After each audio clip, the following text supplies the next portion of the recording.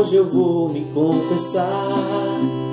A pressão tirou minha paz. O Lula sempre foi mentor. Em Cuba ia até demais.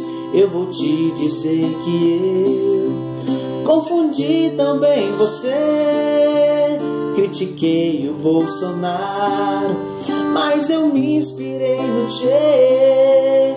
Vão acabar com minha casa, minha vida.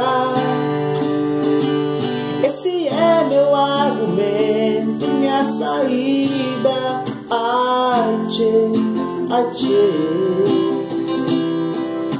Por que não matei essa gente como fez o Che? Dilma, eu sei que o Ustra é seu pavor, mas como você era um terror, caiu nas mãos do coronel. Dilma, como acreditar no seu PT? Seu passado tá aí pra ver. Você é sister do Fidel.